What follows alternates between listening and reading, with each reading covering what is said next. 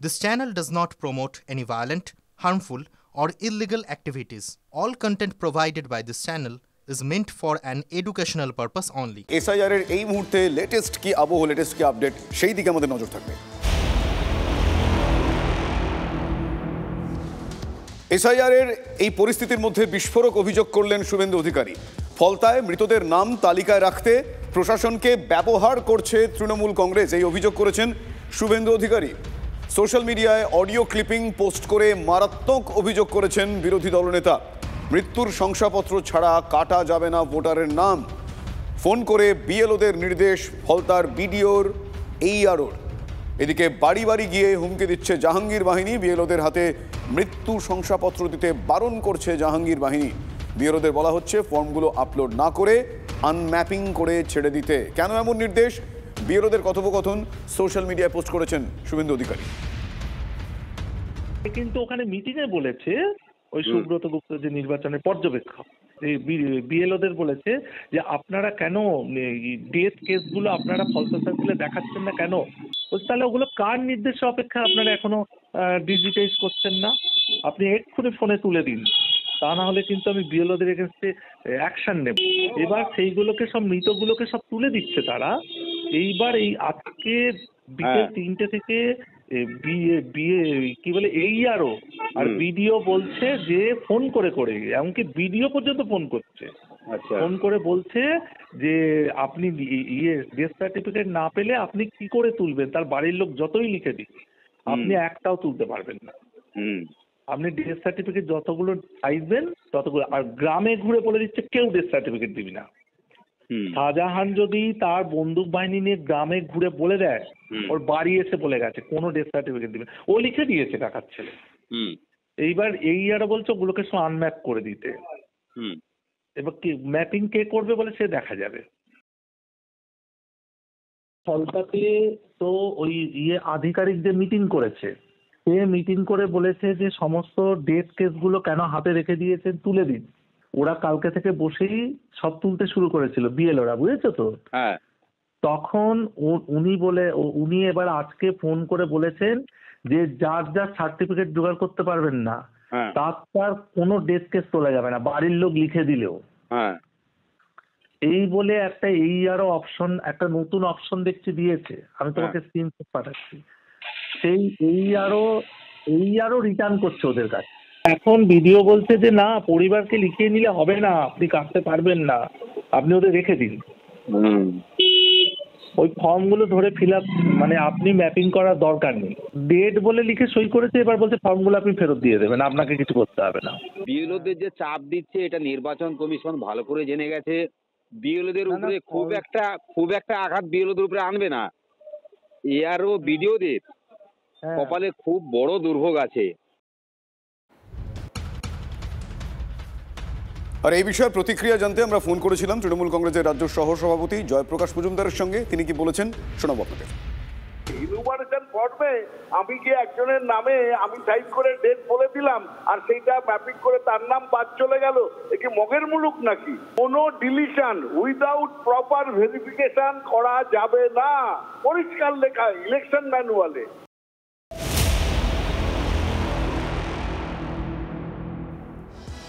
মৃত ও স্থানান্তরিতদের নাম আপলোড করতে কি চাপ? ভাইরাল অডিও ঘিরে কিন্তু কুলপিতে তুমুল শোরগোল শুরু হয়ে গিয়েছে। নির্বাচন কমিশনে অভিযোগ দায়ের করেছে সিপিআইএম। চাপ দেওয়ার অভিযোগ পঞ্চায়েত সমিতির কর্মাধ্যক্ষের বিরুদ্ধে। অডিওর কণ্ঠস্বর তাঁর নয়, দাবি করেছেন অভিযুক্ত কর্মাধ্যক্ষ, যার নাম দানেশ নারায়ণ সর্দার।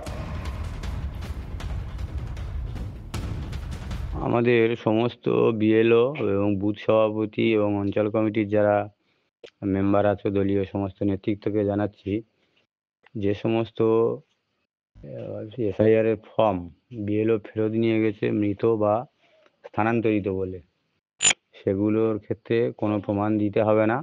যদি মৃত হয় সেখানে ডেথ সার্টিফিকেট দিলেই তবে তার কাটবে। সেই জন্য আমাদের দলের যত মৃত লোক আছে কারোর ডেথ সার্টিফিকেট জমা দেবে না কেউ। দরকার হলে ওই ফর্ম পূরণ করে আবার জমা দেবে।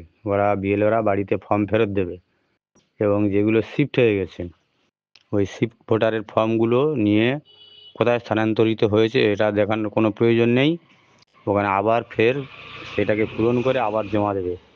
আমাদের যত ভোট সব থাকবে, পারলে নির্বাচন কমিশনার প্রমাণ করে তাদের কাটাবে। সবাই একটু যত্ন সহকারে দেখে নিও, কারণ আমাদের ভোটার কমানো যাবে না। আমাদের দলীয় নির্দেশ এটা সবাইকে পালন করতেই হবে। আমাদের নির্বাচন কমিশনের যেমন নির্দেশ আছে সেই মতোই আমরা কাজ করার কথা বলছি। তো এইটা কোথা থেকে পেয়েছে আমি জানি না, খোঁজ নিয়ে দেখছি কি পরিস্থিতি আছে। নানান রকমের অডিও বিভিন্ন জায়গা থেকে আসছে, এটা বিদ্যুৎ চক্রান্ত করে করতে পারে কেউ। এই অডিওর সত্যতা যাচাই করার দরকার আছে, এটা আমারই অডিও না, সেই ধরনের নির্দেশিকা আমার নেই, আর সেই ধরনের কাজ আমার কেউ অঞ্চলে কেউ করেনি। তো কোনোভাবে এটা আমাদের পরাস্ত করতে পারছে না, চক্রান্ত করেই একটা সময় পঞ্চায়েতরা গিয়েছে, তাই আমাদের বিরুদ্ধে কিন্তু চক্রান্ত করা হচ্ছে।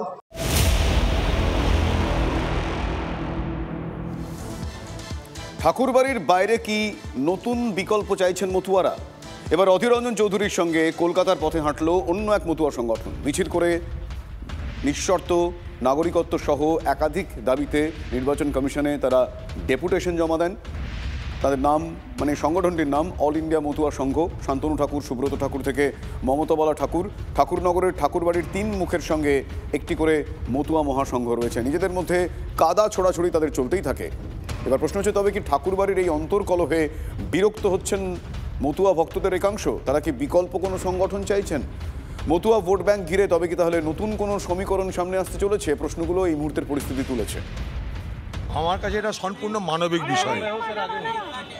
এটার মধ্যে কোনো রাজনীতি নেই, কোনো ভোট নেই, কোনো ধান্দাবাজিও নেই। এটা সম্পূর্ণ একটা মানবিক কারণে আমার মনে হয়েছে এদেরকে সঙ্গে নিয়ে এদের কথাটা নির্বাচন কমিশনের কাছে তুলে ধরা দরকার।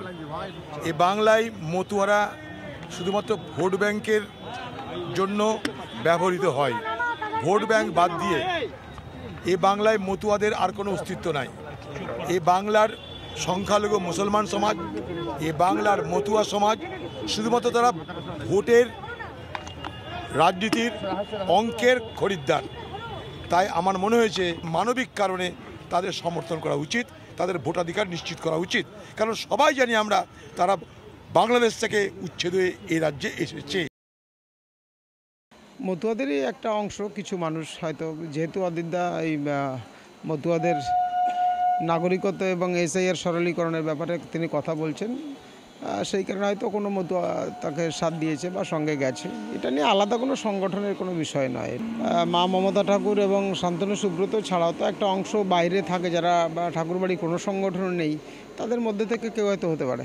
আমাদের এখন হচ্ছে বিপদের সময়, এই বিপদের সময় আমাদের যে কথা বলবে মতুয়ারা তার সঙ্গে সাথ দেবে, এর সঙ্গে আলাদা সংগঠনের তো কোনো বিষয় নেই। মতুয়ারা খুব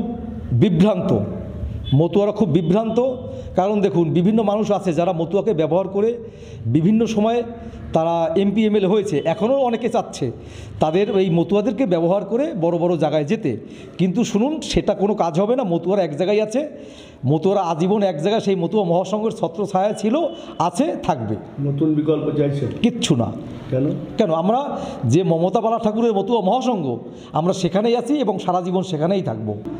উনি যেটা আসছেন সেটা তার একদম ব্যক্তিগত ব্যাপার। অধীর রঞ্জন চৌধুরীর কোনো মতুয়া মহাসংঘ নেই, ছিল না, আর থাকবেও না। আমরা মতুয়া মহাসংগঠনের রাজনীতিকটা দূরে রেখে সবাইকে আসতে হবে, এখানে মতুয়ার ছত্রছায়া আসতে হবে। সরকার সেই জন্য ব্যবস্থা রেখেছে, সিএতে অ্যাপ্লাই করুন অনলাইনে, আপনি এখানকার সিটিজেন হয়ে যাবেন, ভোটারও হয়ে যাবেন।